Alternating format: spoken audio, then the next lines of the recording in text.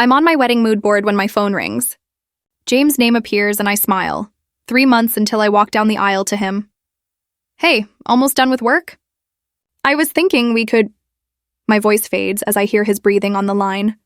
Something is wrong, Davina. His voice feels flat, distant. I can't do this. The pen in my hand slips, leaving a thin blue streak across the sample invitation. What do you mean you can't do this? The meeting with the caterer? I try to steady my voice. We can reschedule.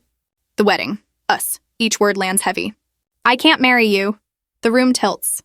I grip the edge of the dining table as wedding magazines scatter to the floor. James, what are you saying? Yesterday we were picking honeymoon spots. Your family showed me proof. His tone hardens. About the alcoholism, the mental instability you've been hiding. My stomach drops. What alcoholism? What instability? Your mother and sister came to my office today. There's a formal edge to him I've never heard.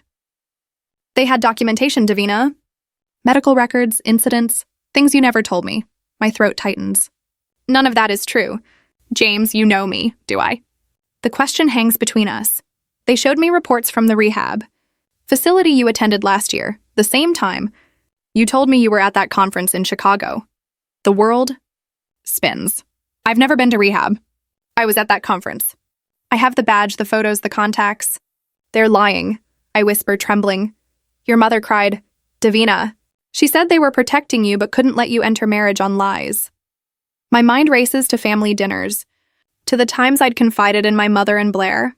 The comfort, the wine, the reassurance that family would have my back. James, please. Whatever they showed you was fabricated. I've never had a drinking problem. I've never been treated. I'm the same person you proposed to 6 months ago. His sigh feels final. Blair showed me a letter from your therapist recommending inpatient treatment after your breakdown in February. February. When I was working 16-hour days planning the Henderson wedding, when James brought me soup because I'd caught a cold from exhaustion. I can't build a life with someone hiding something this serious. His voice breaks. Goodbye, Davina. The call ends. I stare at my phone until the screen goes dark, then at my reflection in the black glass. Is there any sign of the unstable alcoholic they described? I move to the bathroom mirror. Same blue eyes, wide with shock. My hands, never shaky from withdrawal, tremble now from betrayal. A memory surfaces, Blair's expression when I announced our engagement at Christmas, a flicker before she masked it with a smile. Mom's bright voice. Well, this is certainly a surprise. My confusion gives way to suspicion. The college boyfriend who stopped calling after meeting my family. The job interview that vanished after a reference check. A client canceling after Blair ran into them at a charity event. It starts to look deliberate.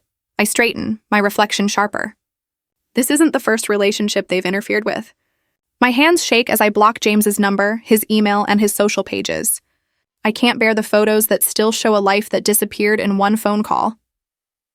20 minutes later, I'm outside Blair's building, heart racing. The elevator ride to the 14th floor stretches out. She opens the door with a champagne flute. Her face moves from surprise to something like satisfaction.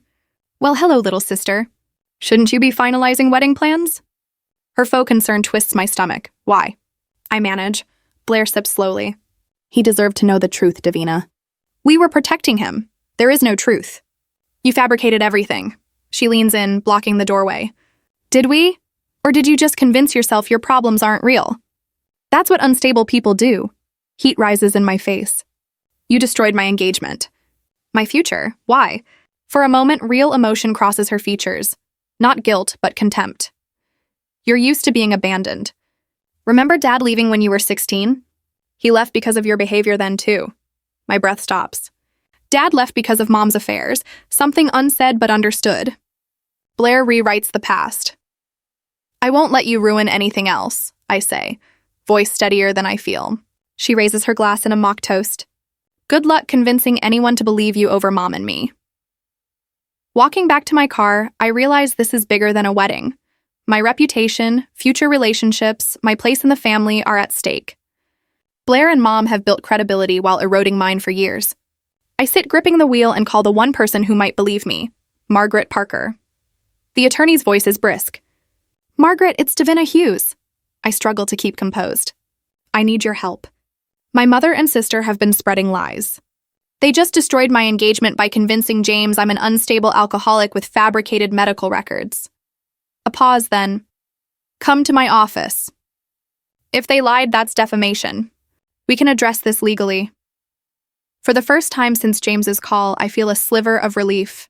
Someone believes me without doubt. 30 minutes later, I sit in Margaret's office. Law degrees on the wall, the room smelling faintly of leather and lavender. The click of her pen anchors me. Start at the beginning. Don't leave anything out, she says. I recount everything. James's call, Blair's confession, the documents, the admissions that never happened.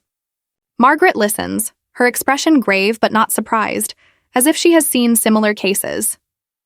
When I finish, she places a hand on my shoulder. You're not alone in this fight, Davina. Family can wound deeply, but they don't have the right to destroy your life with lies. I could withdraw, try to heal quietly and rebuild. Or I could fight, expose the truth, reclaim my name and future. Looking at Margaret's resolute face, I make my choice. They've taken my fiancé, twisted my history, and isolated me from people I love. I will fight to set things right, I vow silently, no more. Over the next 3 days, Margaret's law office becomes mission control. I watch her systematic work with a mix of admiration and rising dread as years of coincidences resolve into planned sabotage under her scrutiny. See this pattern? Margaret slides another document across her desk. Every serious relationship you've had ended within 2 weeks of introducing them to your family. I trace the timeline she's drawn. My throat tightens. Michael in college, Thomas from my first job, Jason last year, James 3 days ago. 4 relationships, 4 sudden endings, the same pattern. She sets printed emails beside the timeline. Anonymous messages sent to each man, using almost identical language about my alleged issues and family concerns. Where did you get these? I ask, my voice sounding remote. I called Michael after you hung up, Margaret says. He kept the message because something felt off. The others forwarded theirs when I reached out. Margaret points to a highlighted paragraph. Notice the phrasing about for her own well-being. I remember Blair using that exact line in yesterday's recording. Another piece falls into place. My Chicago conference last year. They told James I was in rehab then, but I have photos and contacts from that trip. Margaret produces a paper with Blair's handwriting. My stomach clenches at the familiar slant. It's a plan titled Helping James See the Truth. Item 1, Chicago Rehab Story. My hands begin to tremble. They actually planned how to ruin my engagement. Not just your engagement, Margaret says, pulling out a fat folder of notes. Your neighbor Wilkins overheard your mother expressing concern about your stability. Blair introduced the Henderson client to a rival planner, suggesting you were unreliable. The evidence piles up. A cousin who stopped calling after my mother mentioned my struggles, 3 clients who canceled after chance encounters with Blair, job interviews that fell through after suspicious reference checks. The pattern is suddenly unmistakable. Every time I made progress in work or love, something or someone intervened. My phone rings and startles us both. Dad's name flashes. I answer on speaker. Davina? He says, voice taut. Why didn't you tell me you went to rehab last year? We could have helped. Margaret squeezes my hand. My world constricts. Dad, I never went to rehab. I was at a conference. I have the badge, the photos. Your mother showed me admission papers, Davina, he replies, disappointment cutting deeper than anger. Blair's worried about how you're handling the breakup. They say you're making accusations. They're lying, Dad. My voice cracks. They've lied about me for years. Silence stretches. Finally, he says, I need to go. We'll talk when you're feeling more stable. The call ends. I stare at the dark screen as the last devastating truth settles. They've convinced him too. Margaret slides a box of tissues toward me. I push it aside. Tears won't help right now. Clarity will. I pull a blank legal pad forward and begin documenting every suspicious incident I can recall. The college internship that vanished after my mother spoke to the director. Sarah's friendship ending after our family dinner. The apartment I mysteriously lost despite perfect credit. With each memory, my perspective shifts. What I'd written off as bad luck looks like deliberate sabotage. They didn't want you to succeed, I whisper. Margaret studies me. We need to know why. She produces financials, social histories, family correspondence. The pieces reveal a motive that turns my stomach. James comes from money, she says. His family has connections Blair has long wanted. Your engagement threatened her access and standing. The investigation uncovers more. Mom borrowed money from James's family for Blair's fledgling design business. Blair's relationship with Thomas Andrews, the judge's son, depended on preserving the family's respectable image. They're not caricature villains, Margaret says softly. In their minds, they're protecting their status. They think they're doing the right thing. I replay that Christmas announcement. Blair's flash of panic before she rearranged her face into a smile. Mom's too bright. This is certainly a surprise. They built a reputation of concern about me so it could be weaponized when needed. Now they're cornered, Margaret warns. That makes them more dangerous. My phone pings. An unknown number. Aunt Susan. I've heard rumors. We went through this with your mother years ago. Call me. A follow-up text from Kevin, a former colleague. Blair approached 3 of our clients last year. I have documentation if you need it. Relief eases the pressure in my chest. I'm not alone. Margaret outlines legal steps. A cease and desist, collecting evidence for a defamation suit. My boss calls later, steady and supportive. We always thought those rumors didn't fit you, Davina. Whatever you need, we've got your back. By evening, a network is forming. Legal help, professional allies, family contacts, a collaborative approach replacing isolation. As I gather my notes, a strange calm settles. The anger is still there, but it's colder and more focused. I tell Margaret, I'm not the first they've done this to. That knowledge, oddly, strengthens me. I can be the last. An email on my laptop glows. Michael, after 2 years of silence, writes, Davina, I found something you should see. I kept this because it never made sense. My fingers tremble as I open the attachment. A forwarded email dated 3 days after I introduced Michael to my family reads, We're concerned about Davina's behavior. Her drinking has escalated. She becomes volatile when confronted. For your protection, distance yourself. Signed, a concerned friend. Margaret leans over, perfume of lavender and vanilla. The phrasing is distinctive, she says, tapping the screen. It mirrors the wording used in the other messages. Can we trace it? Already on it. 20 minutes later, Margaret's tech specialist confirms our suspicion. The IP address traces back to your mother's home network. The timestamp matches a time when only Blair was home. We need more, I say, surprising myself with a steady resolve. We need them to confirm it in their own words. Margaret nods, setting down her coffee with a decisive click. A recorded admission would make our case airtight. For the first time since James's call, I have solid proof. Not just patterns, but concrete evidence that can't be dismissed as paranoia. I feel a small, unfamiliar power. The next afternoon, I park outside my childhood home, a recorder tucked in my purse. Margaret's advice echoes. Get them talking about their actions without revealing what you know until they incriminate themselves. The walk up to the front door feels different. Family photos in the hallway now read like messages. Mom slightly forward in each shot. Blair prominently placed while I'm often obscured or caught mid-blink. Blair opens the door with a champagne flute. Her expression sliding from surprise to smugness when she sees me. All right, look who showed up. Blair steps back and lets me in. Mom's in the sunroom, I say, following them through the house, shoulders instinctively tightening from years of subtle belittling. Mom looks up from her gardening magazine, slides off her reading glasses on a pearl chain. Davina, this is unexpected. I sit across from them, the recorder in my purse quietly running as I steer the conversation. About James. What a shame how that ended, Mom says, saccharine concern in her voice. Maybe it's for the best. I let them talk, asking neutral questions about what they told James, watching their confidence grow as each claim goes unchallenged. When they finish their practice display of worry, I place the printed email on the coffee table between us. Explain how Michael got this, I say softly. Blair's face shifts in a heartbeat from assured to defensive. Her fingers tighten around her glass. What are you talking about? She asks, but her eyes never leave the paper. This email was sent from this house when only you were home, Blair. I tapped the document, the same email that ended my relationship with Michael 2 years earlier. Mom scans it quickly. This proves nothing, she murmurs. It matches the wording you used in the documents you showed James, I continue. References to professional help. volatile behavior, and false claims about drinking. Blair laughs brittle. People believe me and Mom. No one believes you.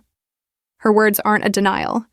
They're a claim of power, proof they've successfully shaped the narrative. Mom softens in her usual reasonable tone. We were protecting you from bad relationships. Michael wasn't right for you.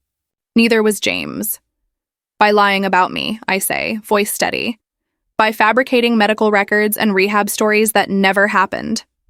Mom shrugs. You've always been dramatic, she sighs. Always making everything about yourself. I watch their reactions as I say, I'm considering legal action. Defamation has serious consequences. Mom's mask drops entirely. No one would take your word over ours, she says. I stand. I'm not asking them to. I have evidence. The stunned silence as I leave feels like the first real win in years. In the car, I replay the recording. Blair's admission. Crisp and damning. People believe me and Mom.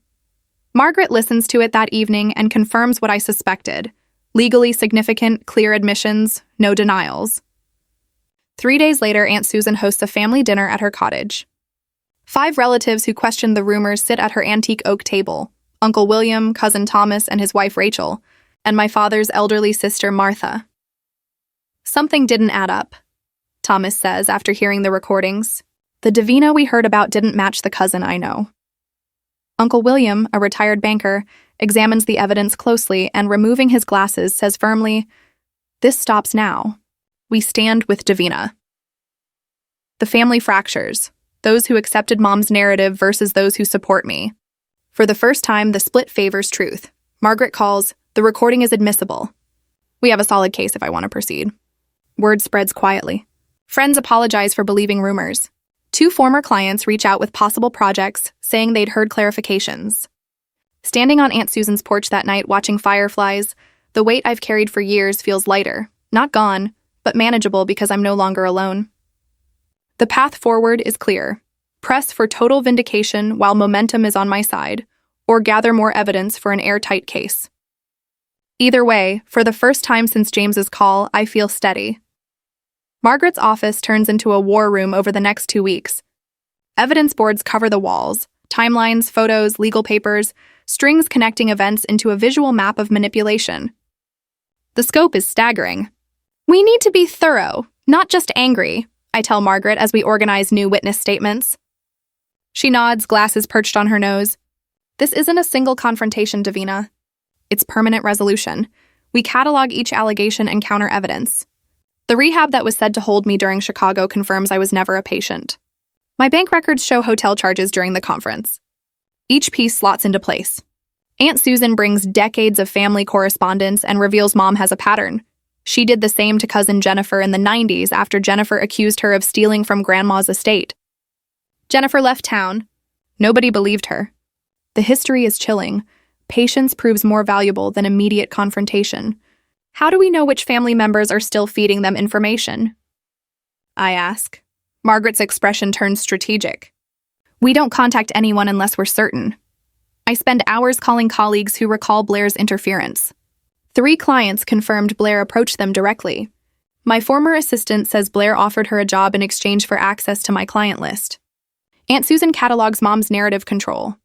She told your father you'd refuse contact after the divorce, Susan reveals, but I waited by the phone each weekend. Margaret prepares the legal paperwork with precision. Each defamation claim needs specific documentation. The forged medical records are our strongest proof. We build a support network. Vanessa monitors industry gossip for new rumors. Jonathan the paralegal assembles clean evidence packages. Aunt Susan handles family communications to identify who's still in Mom and Blair's information loop. I stage a public withdrawal, cancel appointments, decline events, letting them think I'm defeated while we gather everything. The evidence points to a long, deliberate campaign by my mother and sister. They haven't just targeted me. Margaret studies our findings one evening. There's a clear pattern. Anyone who threatens their social standing gets isolated, she observes. A new report comes in from Vanessa. Blair's fiancé, Thomas Andrews, belongs to the Andrews family, regional banking leaders and respected philanthropists. Aunt Susan confirms what we already suspected. Your mother has been pushing Blair toward Thomas for years. The social status alone secures her influence. Margaret taps her pen. The engagement party is next week. Every important witness will be there. Family, business contacts, Thomas's relatives. It's the perfect opportunity. Yes, I reply, a plan forming. That's when we present everything. The doorbell interrupts. My father stands outside, shifting uncomfortably. When I let him in, he looks older than his 60 years. Your mother says you're threatening the family, he begins. My heart sinks. They're using him as a messenger. Can I come in? He asks. I step aside. He sits heavily on my couch. She says you're planning revenge over the broken engagement. Davina, I know you're hurt, but can't you just let it go? Family is family, the familiar phrase stings. Dad, they lied to James about me. They even created fake medical records. He shakes his head. Your mother told me about your problems. We only want what's best for you. His distant, pitying expression tells me he isn't ready to hear the truth. I let him leave without showing him the evidence. Closing the door, I whisper, now they're using Dad. This has to stop. 2 days later, I polish the final slide of my presentation until every detail shines. Margaret's oak table holds our complete case. Cease and desist letters in neat folders, verified audio recordings, notarized client statements, all carefully organized. Remember? Margaret says, adjusting her glasses. When you present this, stay calm. The truth doesn't need anger. I nod. The evidence speaks for itself. She taps the forensic report linking Blair's email to her IP address. This alone would convince most judges. Aunt Susan calls. She's secured invitations for 3 key family members, Uncle William, Cousin Thomas, and Grandmother Eleanor, whose influence carries weight. They'll be there, Susan assures me. William especially has doubts about some of Elaine's stories. I visualize the engagement party, rehearsing every possible reaction and response. Hours later, Margaret calls again. Jason Mitchell has agreed to attend, bringing documentation about Blair interfering with my business contract. Another crucial piece falls into place. By evening, my doorbell rings again. Through the peephole, I see my mother, flawless as ever in her cream-colored suit. I open the door, keeping neutral. Davina, darling, Elaine says sweetly, we're all so worried about your behavior lately. I let her in but keep distance. What behavior would that be, Mom?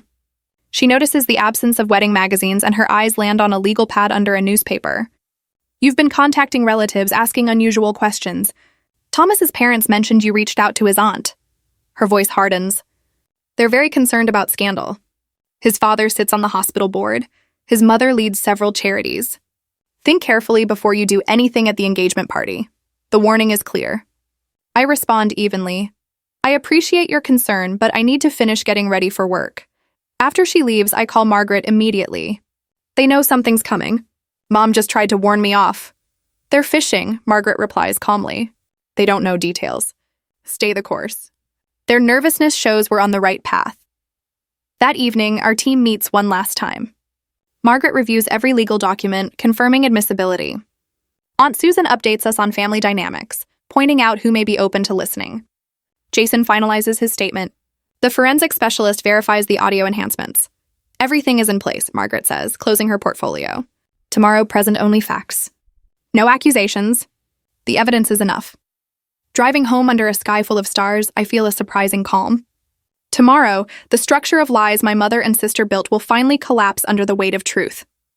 In my bedroom, I place my outfit for Blair's engagement party on the chair, a blue dress that conveys confidence without aggression. I review my presentation once more, set my alarm, and close my eyes. As I drift into sleep, I recognize I am no longer afraid of them. Their influence lived only in shadows, in rumors, in my isolation. Tomorrow, under the light of truth, that power fades. They're the ones who are afraid, I whisper, the realization finally taking root. That means we're moving in the right direction. The following week, Blair's engagement party transforms Oak Ridge Country Club into a display of wealth and status. Crystal chandeliers scatter golden light over the grand ballroom, where nearly 100 guests mingle in formal attire. I arrive 90 minutes early with Margaret, entering quietly through the service doors while staff rush to complete last-minute tasks. Perfect timing, Margaret murmurs, her gray silk suit projecting authority as she guides me into a side room near the main hall. The projection setup is ready for the speeches. We just need to connect your laptop. I clutch my leather portfolio holding backup copies of every document. My chest tightens, but my hands remain steady as I arrange the files. Weeks of preparation have led here. Davina. My father's voice stops me cold. He stands at the doorway with a security guard at his side, his face drawn and tense. Your mother says you're not welcome here. The guard steps forward. Ma'am, I'll need you to leave the premises. Margaret immediately moves between us. On what grounds? Mrs. Hughes informed management her daughter is under a restraining order and must stay away from the family, the guard says, his hand near his radio. That's a lie. No such order exists, I reply, my stomach sinking. My father glances between Margaret and me, hesitation flickering. Before he can speak, my mother appears at his shoulder, her champagne dress glinting under the lights. Conversations nearby quiet as faces turn toward us. Richard, is she leaving? She says, her voice pitched just loud enough for others to hear. The guard steps closer. Ma'am, if you won't leave voluntarily... What's the problem here? A tall man with silver hair approaches. Judge Thompson? Thomas's father. Blair hurries over, placing a hand on our mother's arm, her engagement ring catching the light. My poor sister is having another episode, she announces, her voice rising. She needs help, not an audience. Guests murmur. I feel the weight of their judgment, the story they've been told settling over me. The guard grips my elbow. Judge Thompson frowns. Is there a legal matter I should be aware of? My mother dabs at non-existent tears. We've tried to protect Davina's privacy, but she's struggled for years. The restraining order was our only option after she threatened Blair. The room tilts. This is worse than I imagined. She isn't just blocking me, she's staging my public destruction. There is no restraining order, Margaret cuts in firmly, presenting her Bar Association card. I'm Margaret Parker, Ms. Hughes' attorney. What Mrs. Hughes just claimed is defamatory. Judge Thompson examines the card closely. Aunt Susan steps forward, guiding Mrs. Thompson through the crowd. I think you should hear Davina before making any decisions, she urges. Confusion clouds Mrs. Thompson's face as she turns to her husband. What's happening, Robert? Margaret seizes the moment, handing copies of our documents to Judge Thompson. Sir, as someone with judicial experience, I believe you'll find this troubling. My heart pounds, but my voice remains steady. I have evidence of a deliberate campaign to damage my reputation through fabricated claims, just like the one made about a non-existent restraining order. Judge Thompson studies the first page, his expression hardening. With a discreet gesture, he signals the guard to step back. Perhaps we should discuss this privately, he suggests. No. I square my shoulders. The lies were public. The truth should be too. Blair steps forward, her champagne glass trembling. She's jealous. She's trying to ruin my engagement because her own wedding collapsed. Blair. Judge Thompson's voice, shaped by decades on the bench, carries authority. Be silent while I review this. The room hushes. Blair's face flushes as her future father-in-law silences her. He reads on, glancing occasionally at my mother, whose composure begins to unravel. Thomas steps out of the crowd, troubled. Dad, what's going on? Judge Thompson passes him the documents. You should see this. My mother pushes forward, desperation in her eyes. Davina, if you continue, you're no longer part of this family. Is that what you want? Gasps ripple through the crowd at her open threat. Thomas's face pales as he reads. He turns to Blair. Did you send these emails? Just tell me the truth. Blair shakes her head frantically. They're fake. Davina made them up. That's not what I asked, Thomas says, his voice firm. Did you tell James she was in rehab when she was at a conference? Blair's lips part, but no words come. Panic flashes across her face, revealing more than any denial. Thomas steps back, distancing himself both physically and emotionally. I move to the projector and connect my laptop. The crowd parts, curiosity outweighing decorum. Richard! Stop her! My mother cries, but my father stands frozen, finally seeing the desperation behind her facade. Judge Thompson and his wife exchange grave looks as Margaret distributes more documents. My aunt positions herself at my side while Margaret stands ready at the laptop. Just as we planned, she whispers. The truth speaks for itself. I face the audience, family, relatives, Blair's friends who have judged me for years. The moment feels unreal. I press the button. The projector hums, flooding the room with blue light. The first slide appears, drawing audible gasps. I stand before the screen, my heart pounding. Yet my voice holds steady. What I'm about to show you has been carefully documented and verified. I begin. Each piece of evidence has been verified by both legal and technical experts. The first slide shows an email Blair sent to my ex-boyfriend, Michael. The timestamp is clear, the day after I introduced him to my family 3 years ago. The email claimed I had been hospitalized for alcohol poisoning twice that year. I point to the highlighted section. The IP address was traced back to our family home during hours when only Blair was present. Blair moves toward the projector. This is absurd. You made this up. Let her finish. Thomas interjects sharply, holding his fiancée back. I need to hear everything. The room falls silent. I advance to the next slide. A transcript of a recorded phone call between my mother and Mrs. Henderson, a former client. Mrs. Henderson confirmed she canceled my services after my mother called, raising doubts about my reliability.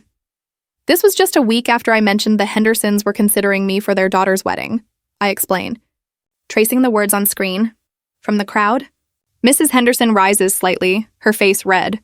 It's true. Elaine called me personally. She said Davina was under investigation for negligence. My mother's face tightens. I was trying to protect everyone. Davina has always been, I cut her off. The next documents are even more serious. I display authenticated medical records showing I have never received treatment for substance abuse or psychiatric conditions. Beside them, I show falsified records described to me in a call 3 months ago. A forensic examiner confirmed these forgeries were created on a family computer. This is defamation and interference with both personal and professional relationships, Margaret states firmly, stepping forward. Judge Thompson studies the documents closely, his expression increasingly grim. He glances at Blair more than once. From the back of the room, another voice speaks up. It's Stephen, someone I dated briefly 2 years ago. I received similar emails after meeting Davina's family. They said she'd been fired from 3 jobs for unstable behavior. The details seemed so specific that I believed them. One by one, witnesses I had quietly prepared over months begin to speak. Former clients, colleagues, even distant relatives confirm pieces of the pattern. Blair told me Davina stole another planner's designs, a client named Jennifer adds. She showed me what looked like a cease and desist letter. I ended our contract immediately. The evidence builds steadily, years of manipulation exposed step by step. My mother tries to interrupt several times, but every objection collapses under the weight of proof. Blair says nothing. Her face is pale, her silence louder than denial. I show the final slide, a full timeline connecting every instance of interference. Judge Thompson rises, commanding the room. After 40 years reviewing evidence in court, I find Ms. Hughes's case both credible and troubling. This behavior would qualify as actionable defamation anywhere in the country. The mood shifts instantly. Thomas removes his grandmother's emerald engagement ring from Blair's finger and sets it on the table. I won't build a life on lies, he says clearly enough for everyone nearby to hear. My mother pushes through the stunned guests, seizing my arm. We were protecting the family's reputation. Everything we built would have been destroyed by your poor choices. I keep my voice level. What poor choices, Mother? Having a career? Being loved? Those were the things you couldn't allow? Before she can answer, my father speaks from the doorway. Enough, Elaine. His shoulders are squared for the first time in years. I've seen enough, he says, walking toward us. I should have questioned things long ago. I failed you, Davina. The room is silent as he takes my hand. The simple gesture brings unexpected tears after years of distance. Richard, you can't believe this, my mother protests. I've read it all. The emails, the fake medical files. How could you do this to her? His voice cracks with disbelief. Blair stares at the abandoned ring, her carefully built facade unraveling. Finally, she glares at me with raw hatred. You've always had to ruin everything. You couldn't just stay in your place. And where exactly was that supposed to be, Blair? I ask evenly. She offers no reply, grabs her purse, and storms out. My mother hesitates, then follows, her performance finally collapsing in defeat. The tension in the room eases. Thomas's mother approaches first, gently taking my hands. I'm so sorry for what you've endured. No one should have to defend their name against such deliberate attacks. Others follow, relatives, friends. Even past clients once turned against me, offering apologies and support. My father remains at my side, his presence steady and protective. Aunt Susan embraces me tightly. Your grandfather would be proud. He always said you had his strength. Margaret stands back, watching. When our eyes meet, she gives me a small nod. This is what justice looks like sometimes, she says quietly. Several clients approach with renewed interest in working together. I accept their cards, still absorbing the shift in my reality. As the crowd thins, Thomas approaches. May I speak with you privately? We step onto the terrace. The night air cools my face. I should have spoken to you directly when I heard those things, he says with regret. I'm sorry for how I handled it. You didn't know them like I do, I reply calmly. He shakes his head. Thank you for saving me from a mistake. I would have joined a family built on lies without realizing it. He returns inside, leaving me on the terrace. For the first time in years, the weight I've carried is gone. I feel lighter, yet more grounded in myself. When I finally re-enter the room, I'm surrounded by people I never expected to stand with me again. My father stands with his arm around me. Aunt Susan links hers through mine, and Margaret organizes our evidence with practiced efficiency. Former clients approach, ready to work with me again. For the first time as an adult, I am seen clearly, without the false image shaped by my mother and sister. The influence they held through lies has collapsed under the weight of straightforward truth. I don't feel the sense of victory I once imagined. Instead, a calm dignity takes its place. I walk through the room with my head high, surrounded by real support after years of isolation built on deception. In my office, sunlight catches the framed cease and desist agreement signed by Elaine and Blair Hughes. Just a week after the engagement party, they left town for what my mother called an extended vacation. Their absence brought the first true peace I've known in years. Coffee's ready, Dad says, entering with 2 mugs. His tentative smile is slowly becoming natural. He sets one on my desk, glancing at the framed document. 3rd session with Dr. Peterson yesterday. She's helping me understand how I missed the signs for so long. It wasn't your fault, Dad, I answer. Wasn't it? A father should protect his daughter, not be used against her.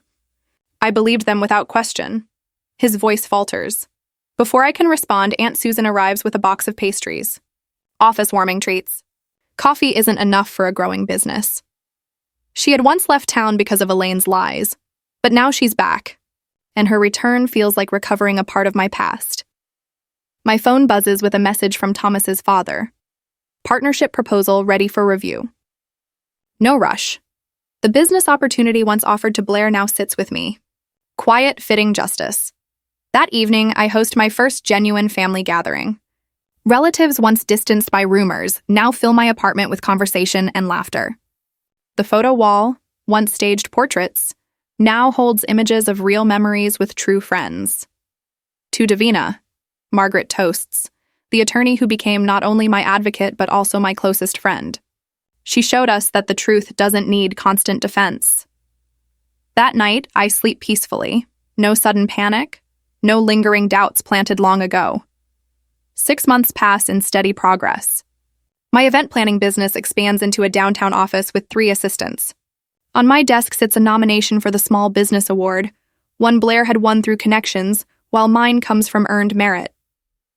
The confidence I carry into meetings no longer feels like an act. I present ideas with assurance, no longer seeking approval in every word. You're smiling more, Margaret notes as we finalize paperwork naming her my business partner. Her legal expertise, paired with my vision, has created something neither of us could have achieved alone. Not the practiced smile, the real one. She's right. I laugh more easily with clients, maintain firm boundaries when requests are unreasonable, and navigate conversations without the old undercurrent of fear. Small, steady moments build a new way of living. Dad and I meet for Sunday brunches, slowly repairing our relationship through open talks. One morning, he slides childhood photos across the table. You were always determined even then, he says with pride. My circle of friends grows, built on genuine connections rather than obligation. When I share personal details, I no longer brace for them to be twisted or weaponized. I hire Jessica, a young planner whose enthusiasm reminds me of my earlier self. When she hesitates in her first presentation, I encourage her. Trust your instincts. They're usually right. An invitation arrives on Cream Stationery, Cousin William's wedding. The RSVP sits on my counter for days before I check attending with steady hands. Blair and Elaine will be there, their first appearance since the confrontation. I'll go with you, Dad offers. I want everyone to see me stand beside my daughter. His steady gaze carries no hesitation. Margaret smiles when I tell her. A year ago, this would have terrified you. A year ago, I wasn't the same person, I reply. That same week, our scholarship program for event planning students from difficult family backgrounds launches. The first recipient reminds me of myself, bright, determined, and tested by those who should have provided support. From my balcony, I watch the sunset spread across the sky, a reminder of new beginnings. The truth never required constant defense. It needed to be spoken once, backed by evidence and clarity. Tomorrow, I'll prepare a proposal for the Jenkins anniversary. 40 years of marriage built on honesty and mutual respect. A milestone worth honoring. I close my eyes, breathing deeply. When people show you who they are, believe them. But never allow their version of you to define your truth.